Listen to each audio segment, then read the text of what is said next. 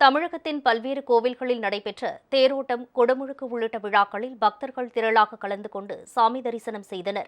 கடலூர் மாவட்டம் புவனகிரியில் உள்ள அங்காள பரமேஸ்வரியம்மன் ஆலய தேர் திருவிழா கோலாகலமாக நடைபெற்றது. அலங்கரிக்கப்பட்ட தேரில் அமர்ந்து புவனகிரியின் முக்கிய வீதிகளில் அம்மன் வலம் வந்தார். தேர்வல பாதையில் சிவ மேளங்களின் முழக்கத்துடன் சிவன், பார்வதி வேடம் அணிந்தவர்கள் நடனமாடினர்.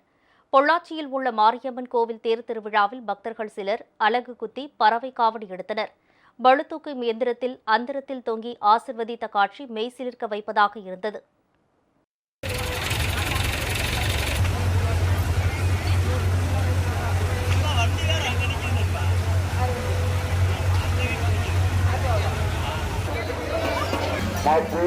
கொஞ்சம் வடிவில் நில்லுங்க. அனைத்து பொதுமக்களும் சப்போர்ட் பண்ணீங்கன்னா தான் அவங்க நல்லபடியா போக முடியும் கோயிலுக்கு.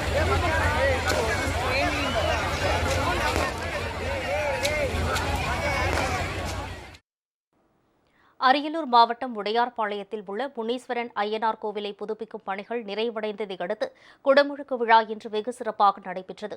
இதில் பங்கேற்ற பக்தர்கள் மீது புனித நீர் தெளிக்கப்பட்டது. பட்டுக்கோட்டை அருகே சித்துக்காடு கிராமத்தில் உள்ள சக்தி விநாயகர் ஆலய குடமுழுக்கு விழா ஆயிரக்கணக்கான பக்தர்களின் பங்கேற்புடன் வெகு சிறப்பாக நடைபெற்றது. செண்டை மேளம் மற்றும் சிவமேள முழக்கங்களால் சித்துக்காடு கிராமம் அதிர்ந்தது.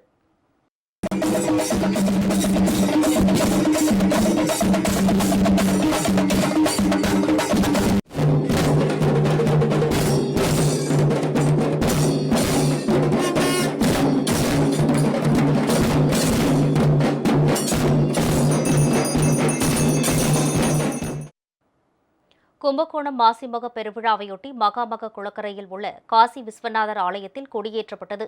நாதஸ்வர மேள முழக்கம் மற்றும் வேத மந்திரங்களுடன் கொடியேற்றப்பட்டதை பக்தர்கள் கண்ணார கண்டு வழிபட்டனர். இதேபோல் தென்காசி மாவட்டம் பாவூர் சத்திரம் வெண்ணிமலை முருகன் கோவிலிலும் மாசி திருவிழா இன்று கொடியேற்றத்துடன் தொடங்கியது. திருவள்ளூர் மாவட்டம் குன்றத்தூர் முருகன் கோவிலில் பிரம்மோற்சவ விழா இன்று கொடியேற்றத்துடன் கோலாகலமாக தொடங்கியது.